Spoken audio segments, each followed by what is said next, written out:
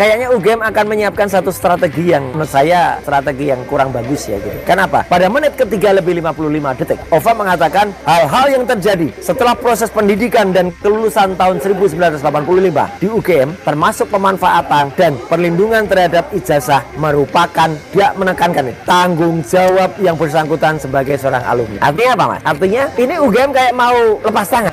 Ya. Jadi di sini kayaknya ada satu skenario yang mau jalankan, nanti seolah-olah ijazahnya hilang, kemudian dicetak lagi. Itu pun tetap salah. Dia membantah ada lembar ujian ujiannya itu ada gitu. Loh kalau ada, ini aneh lagi. Kenapa pada saat Bareskrim tidak ditampilkan? Mana yang bohong? Yang pada saat Bareskrim atau pada saat ini? Jadi artinya di sini tuh kebohongan-kebohongan yang ditampilkan yang makin ditutup-tutupi itu makin kacau. Jadi kesan saya ya, sekali lagi ini penilaian saya. Ini UGM sayang banget. Dan ada satu lagi yang penting. Pada saat si Prof Ova itu menyampaikan, kayaknya UGM akan menyiapkan satu strategi yang menurut saya strategi yang kurang bagus ya gitu. Kenapa? Pada menit ketiga lebih 55 detik ya gitu. Ova mengatakan hal-hal yang terjadi setelah proses pendidikan dan kelulusan tahun 1985 di UGM termasuk pemanfaatan dan perlindungan terhadap ijazah merupakan, dia menekankan tanggung jawab yang bersangkutan sebagai seorang alumni. Artinya apa, Mas? Dan semua pemirsa Era Channel. Artinya ini UGM kayak mau lepas tangan. Gitu loh, kayak mau lepas tangan, dan itu kalimatnya persis ya. Gitu. Pada menit ketiga 55 detik. Lepas tangan, jadi seolah-olah, dan itu pun dicontohkan oleh Profesor Wening pada video podcast yang UGM menjawab. Dia mencontohkan, coba kalau ada misalnya ijazah di Inggris gitu. Mungkin untung dia nyebutnya Oxford. Kalau dia nyebutnya Bradford, nanti bisa blepot nanti. Ada yang ayah yang disebut menolak ayah itu makin nolak lagi nanti gitu. Dia mengatakan ada ijazah di Oxford, kemudian tiba-tiba itu dicetak lagi, Oxford tidak bertanggung jawab kan. Jadi di sini kayaknya ada satu skenario yang mau jalankan, nanti seolah-olah ijazahnya hilang, kemudian dicetak lagi. Itu pun tetap salah. Ya, ijazah itu kalau hilang nggak boleh nyetak lagi gitu. Ijazah kalau hilang tuh harus keluar yang namanya surat tanda pengganti ijazah, dan itu harus ada keterangannya, harus ada hilangnya kapan dan laporan. Dan menariknya titik-titik atau poin-poin atau batu-batu yang bisa dipakai itu misalnya ketika dia daftar wali kota, ketika dia daftar Jakarta. Kalau ternyata itu sudah pernah ada yang hilang, nah maka kapan itu muncul ijazah yang baru itu yang dicetak lagi itu yang ada. Tapi yang jelas kesimpulan saya sederhana, tolong baca saja komentar yang ada di bawahnya YouTube-nya UGM. Itu aja udah. Itu udah menggambarkan komentar masyarakat terhadap kekatroan atau kekonyolan. Sekali lagi sebagai seorang alumnus asli ya, itu lulusan ya, saya nggak pakai alumni lagi lah, lulusan S1 dan UGM asli, Mas Refli juga ya gitu. Saya sangat menyayangkan kenapa Humas UGM atau tim komunikasi UGM malah menjebloskan kalau menurut saya ya, malah menjatuhkan ya, sehina-hinanya ya rektor dan jajaran rektorat dengan hanya membuat video sekualitas humas kecamatan kalau kata Pak Lukas ya pada podcastnya dia gitu Mas. Itu podcast itu semacam podcast dia bikin ya? Yes, gini, keterangan pers ya. Keterangan pers. Okay. Ya bentuknya kayak podcast. Jadi ada penanda tangan, ada wawancara ya, namanya siapa itu ya. Ada wawancaranya satu ya, tadi sudah saya sebut. Kemudian ada 3 orang yang lain. Jadi artinya dia tapi dibuat, harusnya kan dialog itu hidup. Dialog itu kaku sekali. Direncanakan. Sangat direncanakan, pertanyaan dan jawabannya, dan tampak sekali di tengah-tengah itu banyak banget editing gitu. Di-cut sambung lagi, di-cut sambung lagi. Terutama pada statementnya rektor. Masa hanya untuk membuat di bawah 5 menit saja, itu editingnya ya, cut-to-cutnya tuh banyak banget gitu loh. Jadi kan ngapa gitu? Ini aja langsung nggak usah cut-to-cut, kan harusnya kan berpikir dengan apa yang dikatakan tuh apa yang dipikirkan, bukan apa yang dia baca gitu loh. Rektor itu menyampaikan 10 poin dan semuanya baca. Gitu. Jadi Mas Roy ya,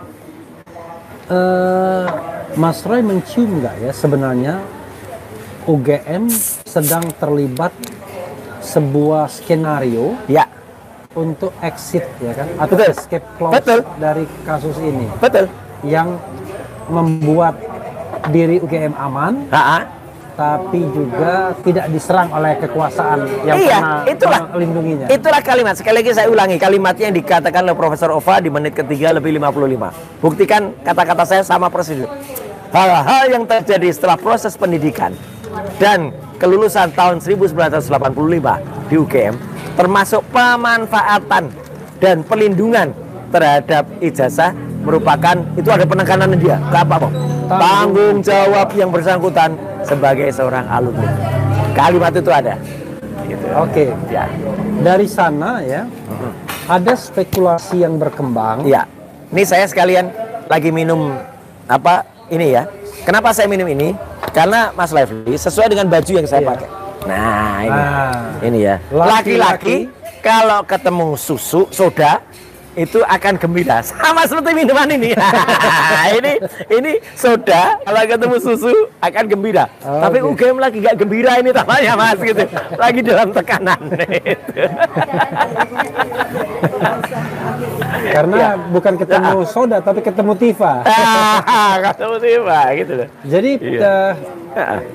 ada satu skenario ya. Sebenarnya minum ya saya ya pemirsa. Ya, silakan. Satu hal yang saya sempat pikirkan.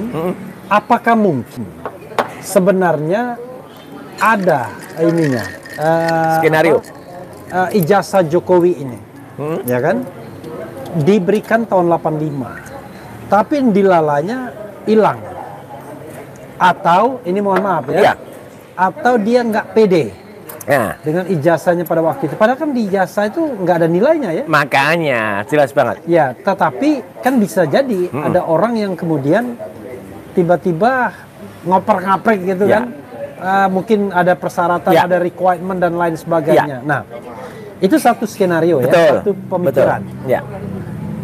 Pemikiran lain adalah memang tidak pernah ada ijazah S1-nya gitu ya. Karena menurut saya, ini kita sambil diskusi Mas ya. Iya, betul. Apa yang dilakukan penelitian oleh Mas Roy, kalau itu terkait dengan ijazah yang pernah diupload Dian Sandi, atau pernah disampaikan Dekan Sigit Sunarta, termasuk juga reuni rekan-rekan yang reuni-reunian itu ya, dan terakhir Bareskrim Mabes Polri, itu kan ijazah yang sama ya. Betul. Iya, penampilannya sama. Penampilannya sama. Nah, itu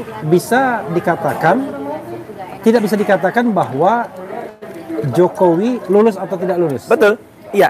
Jadi tetapi kalau itu yang menjadi patokan, Mas Roy sudah menyimpulkan bahwa itu adalah rekayasa. Iya, karena kalau itu yang tampil, ya, kalau misalnya punyanya Dian Sandi yang itu habis yang diupload ya maksudnya, itu kan dikatakan oleh Jokowi itulah ijazah saya. Ya. Kalau dia tahu betul bahwa itu ijazahnya, maka ijazahnya yang diupload oleh Dian Sandi itu satu, tidak memiliki watermark UGM, nggak ada. Emboss pada tanda tangan rektor Prof. Teo Yakob juga nggak ada. Ya, artinya itu nggak bisa dikatakan. Kalau saja itu ternyata memang yang benar seperti itu, maka saya, Dr. Resmond dan Dr. Tifa sudah sepakat menyatakan bahwa itu adalah ijazah yang tidak otentik atau tidak benar. Apalagi kalau kita lihat skripsinya, skripsi yang tidak ada lembar pengujiannya, skripsi yang tidak ditandatangani oleh penguji yang sah, yang konon katanya pada saat konferensi pers di UGM Menjawab itu ada. Tapi kan kalau ada dan tidak diikutkan dan tidak diumumkan juga oleh Bareskrim, ini kan menjadi pertanyaan. Harusnya jujur, Bareskrimnya jujur, UGM-nya juga jujur tampilkan. Bukan kemudian kekhawatiran saya Mas, ketika itu ditampilkan di Bareskrim belum ada, kemudian ketika kami kritik lah dibuat sekarang, dibuat dan disusul-sulkan. Contohnya lembar pengujian itu jelas-jelas tidak ada pada pertemuan tanggal 15 April 2025. Saya mendapatkan langsung dari tangan Profesor Wening, ya. Jadi Prof Wening, Anda yang menyerahkan itu ke saya. Kemudian di situ ada Dekan Sigit Sunarta juga ada di situ. Disaksikan oleh belasan orang. Yang itu adalah konon kata teman-temannya, ya. Itu jelas betul tidak ada lembar pengujiannya dan tidak bisa menjawab waktu itu. Kalau saja waktu itu misalnya dijawab langsung waktu itu, oh itu dulu memang nggak ada Contohnya mana? Ini. Mungkin kita bisa percaya Mas Refli, ya kan? Nggak ada waktu itu agak kaget gitu kayak, nggak ada. Nah, jadi kan aneh gitu. Jadi artinya jawabannya baru kemudian muncul beberapa saat kemudian, ketika kemudian malah dikumpulkan beberapa skripsi yang tidak ada lembar pengujiannya juga. Katanya itu ada puluhan. Pertanyaan saya begini, kenapa kita harus menurunkan kualitas untuk menyamakan dengan kualitas yang tidak ada lembar pengujiannya? Saya sangat yakin skripsi yang ada tanda tangan lembar pengujiannya itu ribuan dari lulusan UGM asli. Ini kan mengingatkan kita pada orang yang konyol itu, yang namanya si Pritz itu ya. Ya itu si Emprit itu ya. Itu konyolnya kan hampir sama kayak konyolnya si Plester itu. Pada saat acara rakyat bersuara, itu kan kejadian. Ketika kita bilang kalau ijazahnya Jokowi itu fotonya di atas cap, dia ketika datang ke acara itu bawa ijazahnya dia yang S2. Konyolnya dia menghapus, dia berusaha menghapus capnya dia. Sebelumnya, saya lihat itu di belakang. Ini kan konyol banget. Ada orang yang mau merendahkan kualitas atau malah membuat ijazahnya itu tidak berlaku gara-gara dihapus. Hanya untuk menyamakan ijazahnya Jokowi. Tidak. Nah, itu. Dia ingin masuk dalam lingkaran kenikmatan. Nah, itu. Jadi dia kemudian memaksa. Itu waktu itu saya dapat langsung dari Mas Aim. Maksa naik ke depan. Dan dia mengancam, kalau saya enggak, nanti soal kan gini-gini. Terus Aiman sempat konfirmasi, Mas. Mas Roy ini gini-gini. Terus saya lihat, masih ada capnya. Naik. Suruh naik. Begitu saya naik, langsung saya mana yang katanya nggak ada, ini masih ada capnya. Terus dia lihat, oh iya masih ada. Jadi apa? Dia di tempat yang agak gelap, Mas. Nggak kelihatan. Dia berusaha ngapus itu, kayaknya kacau banget kalau begitu ya. Lah iya tak? Ciri-ciri termul begitu. Iya kan, terus nanti ke depan, kelihatan pakai sinar yang sangat jelas itu. Kelihatan masih capnya ada. Ini loh, kok konyol banget. Harusnya kalau orang yang malah itu kan harus dia harus membuat dengan standar lebih tinggi. Nah ini sama dengan penjelasan dari kemarin UGM menjawab, justru malah menjawab bahwa di situ adalah menyamakan dengan standar yang salah. Sekali lagi UGM harusnya standarnya itu dipakai standar yang benar, bukan standar yang salah. Bilang kalau lembar pengujiannya itu terpisah, bilang kalau sudah ada berita acara. Berita acara itu tidak berfungsi apa-apa kalau aslinya tidak ada. Contohnya gini, misalnya ada orang menyerahkan sesuatu yang disebut itu dokumennya, yang ada hanya tinggal berita acaranya. Sah mana dokumen asli sama berita acara? Itu loh. Jadi kemarin disebut berita acaranya ada ketika ujian itu. Tapi mungkin juga mereka sudah mulai membuat berita. Jadi artinya sekali lagi, penjelasan panjang selama 33 menit dan tanpa satupun ditunjukkan dan mereka mengatakan semua itu adalah private. Ini konyol sebagai sebuah universitas yang katanya memperoleh predikat nomor 2 di Indonesia. Saya benar-benar menyayangkan, apalagi saya termasuk orang yang dulu menyusun naskah akademik, termasuk menyusun Undang-Undang Keterbukaan Informasi nomor 14 tahun 2008 yang disahkan pada tanggal 30 April 2008, dan ketika itu mulai dijalankan 30 April 2010, Mas, saya ada di Komisi 1, saya anggota Komisi 1 DPR yang mengawasi dan menjalankan, bahkan juga ikut membentuk PPID di setiap itu. Artinya sayang banget lah UGM ini menggunakan tata cara atau konsultan komunikasi yang salah besar. Prof. Ova, saya benar-benar saya tuh sayang kepada UGM dan saya tuh menghormati Anda gitu. Tapi Anda justru sedang menjatuhkan diri Anda sendiri. UGM justru sedang dihinakan sehina-hinanya oleh justru jawaban kemarin itu. Ya itu, Mas. Iya, ada dua kemungkinan lagi ya, bahwa UGM ingin menghindar, lepas tangan. Ya, dengan statement tadi itu. Dia tidak mau lagi ngapa-ngapain, tapi ada statement yang justru kita berpikir bahwa UGM sedang provide hal-hal yang dipertanyakan oleh Suryo dan kawan-kawan. Betul. Itulah. Betul. Artinya gini, tantangan saya. Kalau memang itu dari dulu ada, kenapa pada saat Bareskrim itu nggak ditampilkan? Inilah ketidaktransparan dan ketidakjujuran. Dan dari dulu kan yang namanya ijazah pembanding itu kan katanya ada, ya kan? Tapi kan faktanya saya sudah berani sampaikan juga di channelnya Bang Refli kan gitu. Ijazah 1115, 1115 milik Fronojiwo, 1116 almarhum Hari Mulyono, 1117 milik Sri Murtinisi. Itu bukan hanya saya loh ya. Topi Merah juga melakukan. Dr. Resmond juga melakukan. Satu lagi orang ITB juga melakukan. Ya gitu. Yang inisialnya MA itu. Mystery guest. Mystery guest. Jadi artinya kami pun siap di challenge, dan sampai dengan saya penerbitan buku Jokowi's White Paper ini pun juga siap di challenge. Bukan hanya kemudian dicoba dipatahkan dengan hanya narasi-narasi, oh itu nggak bisa, oh itu begini. Kemarin kan juga ada di salah satu TV ya, gitu, ketika diundang di iNews juga di acara interupsi. Dr. Resmond di-challenge oleh orang yang ngakunya pakar ya, pakar abal-abal itu ya, gitu, yang dari Jogja juga itu, dari UGM, inisialnya JS ya. Saya nggak usah sebut namanya lengkap, nanti dia ikut ngetop kayak si Prits itu ya gitu. Nah itu kan mau numpang ngetop itu atau nunggu jabatan komisaris. Soalnya ada banyak komisaris yang harus dicopot ini sekarang. Satu komisaris yang dipakai oleh Sylvester, ya, atau dua komisaris yang kemarin kena apa itu bukan komisaris, itu udah wakil menteri ya. Tapi kan ada juga komisaris yang sebenarnya orangnya TSK lagi, harusnya tersangka karena dia melakukan penistaan agama tahun 2015. Yang itu sudah sempat tersangka, kemudian di SP3 dengan kekuatan, tapi kan sudah dianu lagi.